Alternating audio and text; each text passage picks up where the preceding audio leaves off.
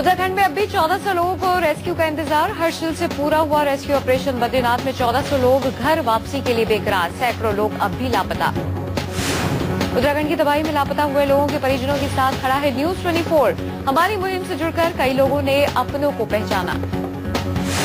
15 जून को हुई भारी वर्षा के बाद आई बाढ़ और भूस्खलन के कारण अभी तक 3000 लोग लापता हैं। अपनों के लिए बेकरार हुए लोग। उत्तरकाशी में भागीरथी नदी का जलस्तर बढ़ा। तेज लहरों ने लोगों को डराया। 3 मंजिला मकान गिरने से अफरा तफरी। लोग घर छोड़ने को मजबूर। गृह मंत्री सुशील कुमार शिंदे ने कहा है कि बचाव कार्य में बीमार, बूढ़े और लाचार लोगों को तरजीह दी जाएगी। सरकार का दावा है कि मौसम ने साथ दिया तो आज फंसे हुए तमाम लोगों को निकालने का काम पूरा हो जाएगा।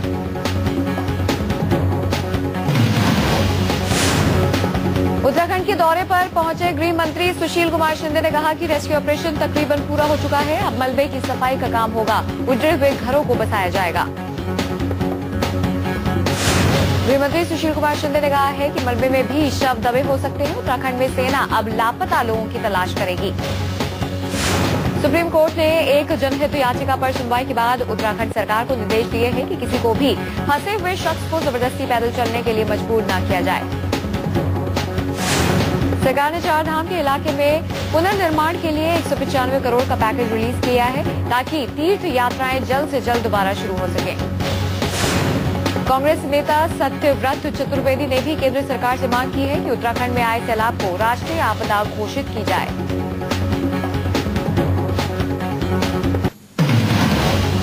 उत्तराखंड में राहत कार्यों में लगे हुए सेना के जवानों का हौसला बढ़ाने के लिए सेनाध्यक्ष विक्रम सिंह रुद्रप्रयाग के गौचर का उन्होंने दौरा किया। जनरल विक्रम सिंह ने जवानों का हौसला बढ़ाते हुए कहा कि जवानों को अपनी जान की फिक्र नहीं और वो खुद को खतरे में डालकर फंसे हुए लोगों का रेस्क्यू कर रहे हैं। महाप्रलय को लेकर आरोप प्रत्यारोप शुरू। उत्तराखंड में मौसम विभाग के डायरेक्टर आनंद शर्मा के मुताबिक 15 जून को ही चेतावनी जारी कर दी गई थी कि मौसम खराब होने वाला है। 15 दिन बाद केदारनाथ धाम में महादेव की पूजा शुरू हो जाएगी। मंदिर परिसर में सफाई का काम जारी है। जल्द से जल्द पुजारी बाबा केदारनाथ में पूजा शुरू करना चाहते हैं।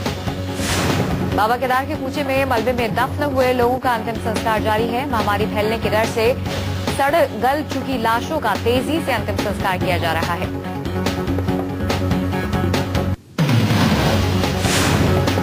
गुड़गांव के सेक्टर 16 में रहने वाले शशि शेखर के परिवार के 18 लोग लापता है। 18 लोगों का ग्रुप केदारनाथ के दर्शन के लिए गया था, लेकिन सिर्फ 2 लोग ही घर लौट पाए।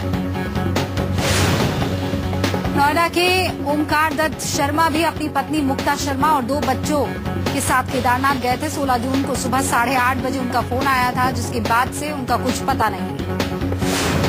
गाजियाबाद के साहिबाबाद इलाके में सत्यम एनक्लेव कॉलोनी में रहने वाला पूरा परिवार लापता है। इंजीनियर बेटा 4 धाम पर गए अपने मां बाप के इंतजार में आंसू बहाने के लिए मजबूर हो रहा है।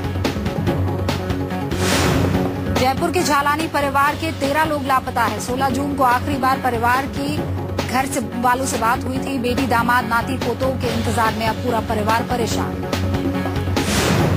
भोपाल के शाहपुर में रहने वाले शर्मा परिवार के 12 सदस्य उत्तराखंड से लापता है। हेल्पलाइन पर बात करने पर पता चला कि वो सुरक्षित है, लेकिन अब तक उनसे कोई संपर्क नहीं हो पाया है। प्रशासन की लापरवाही की वजह से परिवार में गुस्सा है।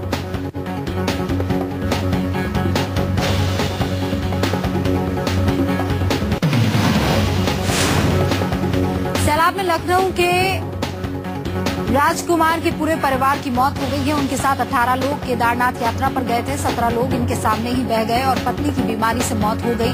पत्नी के शव को होटल में ही छोड़कर वापस लौटना पड़ा।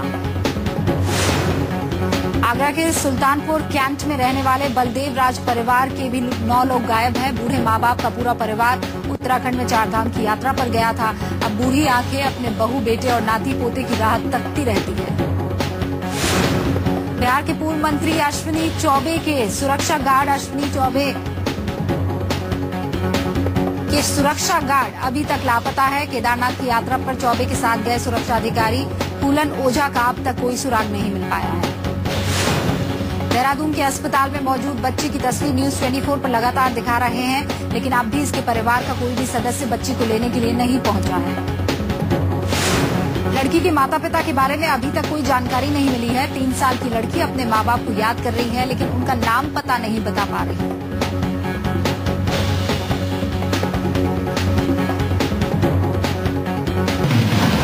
लड़की के माता पिता के बारे में अभी तक कोई जानकारी नहीं मिली है। 3 साल की लड़की अपने माँ बाप को याद कर रही है, लेकिन उनका नाम पता नहीं बता पा रही है।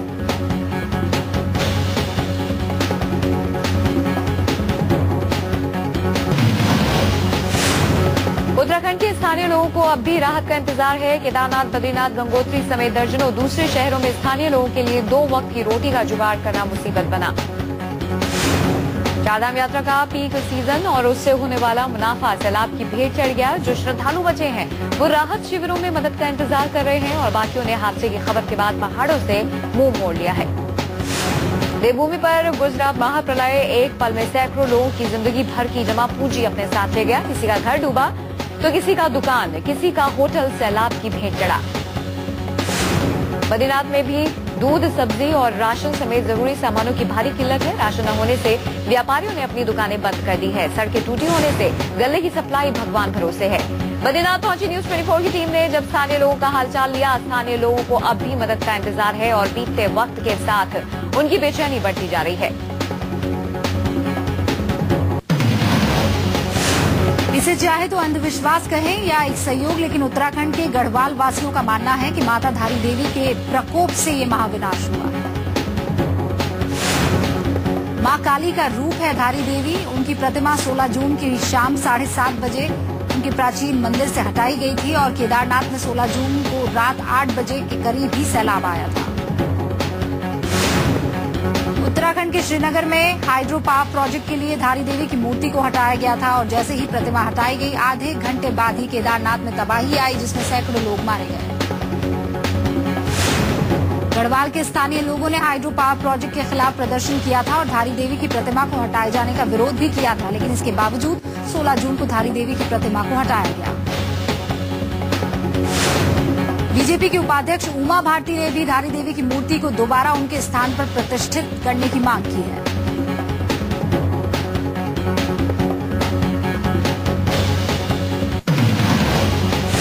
रुपए में लगातार गिरावट का असर अब आम आदमी की जेब पर पड़ने लगा है। कमजोर रुपए के नाम पर पेट्रोलियम कंपनियों ने शुक्रवार को 1.82 रुपए प्रति लीटर पेट्रोल की कीमत में बढ़ोतरी का ऐलान किया है।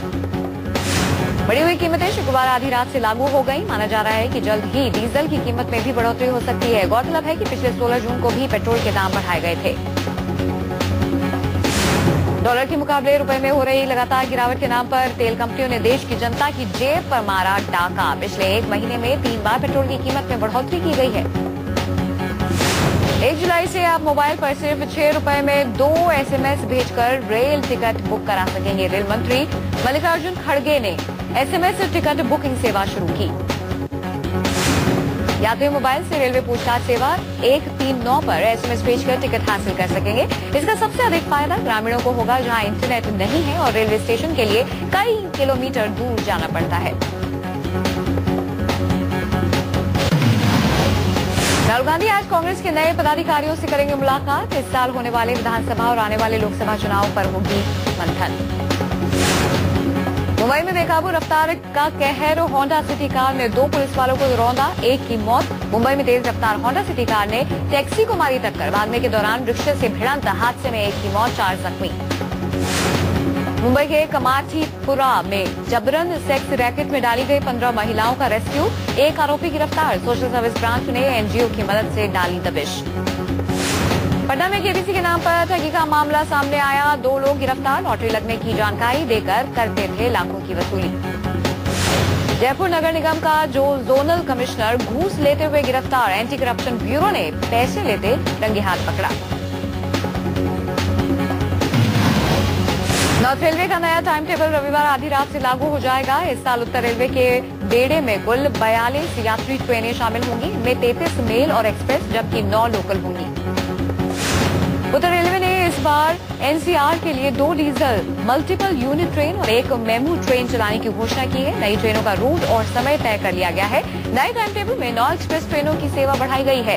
17 के रूटों में विस्तार किया गया है। 10 ट्रेनों के संचालन दिन में परिवर्तन किए गए हैं और 2 ट्रेनों के नंबर बदले गए हैं। ग्लोबल बाजारों में तेज गिरावट के दबाव में सोना हुआ पस्त। शुक्रवार को सोना 1,150 रुपए लुढ़क कर 26,000 से नीचे आ गया। सोना 23 महीने के निचले स्तर 25,650 रुपए प्रति 10 ग्राम पर बंद हुआ। इससे पहले 9 अगस्त 2011 को इसने ये स्तर हुआ था।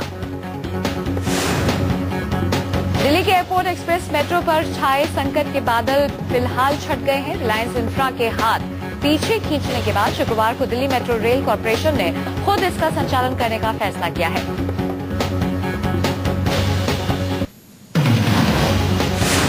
बीजेपी के वरिष्ठ नेता लालकृष्ण आडवाणी ने अपने ब्लॉग में धारा 370 पर उमर अब्दुल्ला को नसीहत देते हुए लिखा कि जम्मू कश्मीर के मुख्यमंत्री की हैसियत से उन्हें राज्य के हर मुद्दे पर अपनी राय देने का हक है, लेकिन उन्हें शब्दों का चुनाव सोच समझकर करना चाहिए। कुलदीप नैयर की किताब की लॉन्चिंग के मौके पर आडवाणी का खुलासा, कहा आपातकाल के दौरान सुप्रीम कोर्ट ने निराश किया था। आडवाणी बोले सुप्रीम कोर्ट इंदिरा गांधी के सामने झुक गए थे। भोपाल में नर्मदा बचाओ आंदोलन की कार्यकर्ताओं ने विरोध प्रदर्शन किया। हजारों महिलाएं भी विरोध प्रदर्शन के लिए सड़कों पर उतरी। श्रीनगर में शिक्षकों ने उमर सरकार के खिलाफ विरोध प्रदर्शन किया। शिक्षक झंडे बैनर लेकर सड़कों पर उतराए और मुख्यमंत्री उमर अब्दुल्ला के खिलाफ नारेबाजी करने लगे। उमर सरकार से अपनी मांगों को लेकर विरोध प्रदर्शन कर रहे शिक्षकों पर पुलिस ने लाठीचार्ज किया। पिछले कई महीनों से शिक्षक घाटी में लगातार विरोध प्रदर्शनों में जुटे हैं।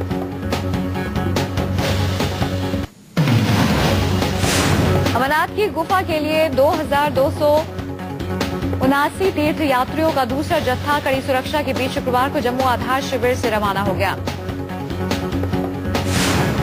कड़ी सुरक्षा के बीच शुक्रवार को अमरनाथ यात्रा शुरू हो गई। श्रद्धालु दक्षिण कश्मीर हिमालय में 3,880 मीटर की ऊंचाई पर मौजूद पवित्र गुफा में बाबा अमरनाथ के दर्शन किए।